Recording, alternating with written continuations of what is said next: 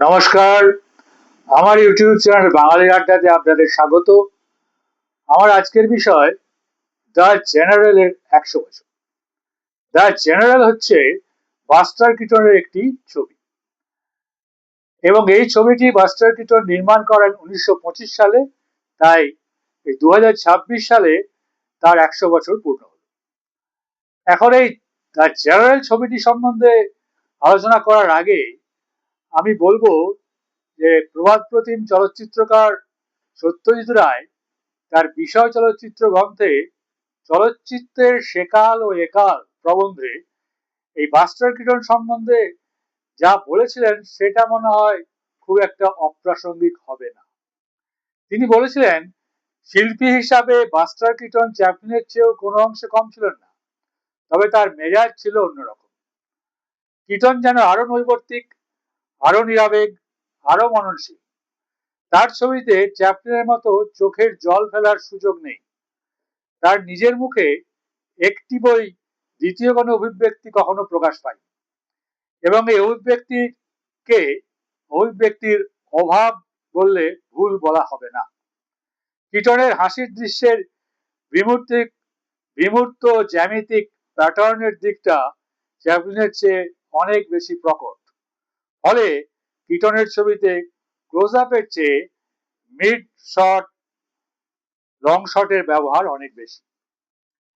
এখন 1963 সালে কিটন বলেছিলেন, আমি আমার তৈরি করা অন্য যে কোনো ছবির চেয়ে এই ছবিটির জন্য, অর্থাৎ দ্য জেনারেল ছবিটির জন্য বেশি গর্বিত ছিলাম, কারণ আমি ইতিহাসের বই থেকে একটি বাস্তব ঘটনা নিয়েছিলাম এবং আমি গল্পটিও বিস্তারিতভাবে বলছিলাম। রুচির পরিবর্তন এবং কিটনের কাজের সমালোচনামূলক পুনর্মূল্যায়নের পর পরবর্তী দর্শক এবং সমালোচকরা পরবর্তীকালে তার সাথে একমত হয়েছেন এবং দ্য জেনারেল এখন নির্বাক যুগের একটি প্রধান ক্লাসিক হিসাবে বিবেচিত হয়। ডেভিড রবিনসন লিখেছেন, প্রতিটি শটে ম্যাথিউ ব্র্যাডির গৃহযুদ্ধের ছবির মতো সত্যতা এবং অনাড়ম্বর সঠিক কম্পোজিশন রয়েছে। রেমন্ড ব্রাগন্যান লিখেছেন, সম্ভবত দ্য জেনারেল সবচেয়ে সুন্দর চলচ্চিত্র। এর মিতব্যয়ী ধূসর ফটোগ্রাফি, বিশাল লোকোমেটিভগুলি, দ্রুতগামী ঝাঁপিয়ে পড়া রেখাগুলির প্রতি দৃষ্টি, তাদের সামনের অংশের মতো কাউ ক্যাচার এবং এর সুন্দরভাবে বজায় রাখার গতির জন্য।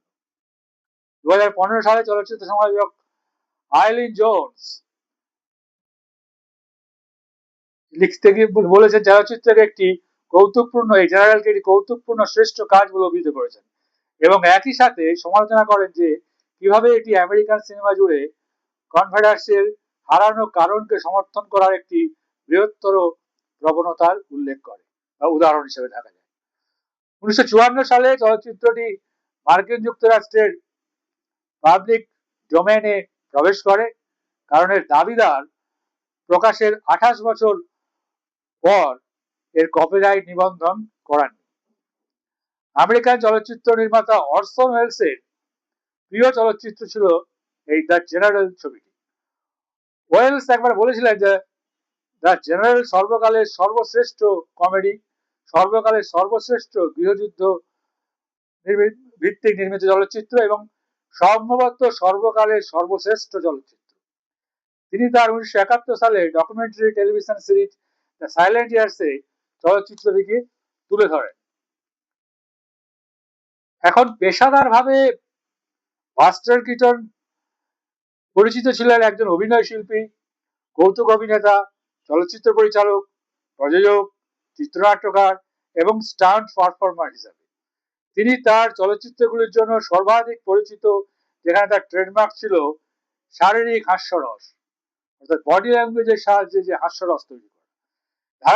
ধারাবাহিকভাবে দৃঢ় এবং মৃতপ্রায় ব্যক্তির ফলে অভিব্যক্তি, মানে তার অভিব্যক্তির অভাব বললেই ভুল করা ঠিক মনে করা হবে, এটা যেমন সত্যি যায় বলেছিলেন সেইটাই প্রায় মৃতপ্রায় অভিব্যক্তি, যার ফলে তাকে great tense face, stone face নামে অভিহিত করা হয়েছিল, অর্থাৎ পাথরের মতো মুখ যেখানে কোনো অভিব্যক্তি খেলা করে না। এটাকেই সত্যজিৎ বলেছিলেন যে অভিব্যক্তির অভাব। তার বাস্টার কিটনের মুখের অভিব্যক্তির অভাব বললেই ঠিক বলা হয়। মারাত্মক একটা অভিব্যক্তির অভাব। সমালোচক রজার এভার্ট কেটনের 1920 থেকে 1929 সাল অব্দি অসাধারণ সময়কাল নিয়ে লিখেছিলেন, যখন তিনি ধারাবাহিকভাবে চলচ্চিত্রে বাধাহীন কাজ করছিলেন, যার ফলে তিনি চলচ্চিত্রের ইতিহাসে সর্বকালের সর্বসেরা অভিনেতা পরিচালক হয়ে ওঠেন। মেট্রো গোল্ডউইন মেয়ারের সাথে চুক্তিবদ্ধ হওয়ার পর কর্মজীবনে তার শৈল্পিক স্বতন্ত্রতা হ্রাস পায়, বিবাহ বিচ্ছেদ ঘটে এবং তিনি মদ্যপানে নেমে আসেন।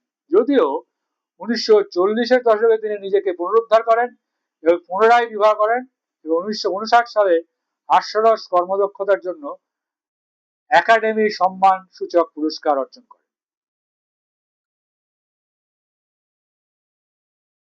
সমালোচকরা 1949 সালে কিটনকে পুনরায় আবিষ্কার করেছিলেন এবং প্রযোজকরা প্রায়শই তাকে বড় চলচ্চিত্রগুলির জন্য নিযুক্ত করেছিলেন। এ সময় in the good old summer time 1949, sunset boulevard 1950 এবং around the world in 80 days 1956 চলচ্চিত্র সমূহে তিনি ক্যামিও চরিত্রে উপস্থিত হয়েছিলেন। In the good old summer time চলচ্চিত্রে কিটন তারকা জুটি গার্ল্যান্ড এবং ভ্যান জকসনের তাদের প্রথম দৃশ্যে একসঙ্গে প্রথম নির্দেশনা দিয়েছিলেন, যে দৃশ্যে তারা একে অপরের সাথে রাস্তায় আচমকা ধাক্কা লাগে।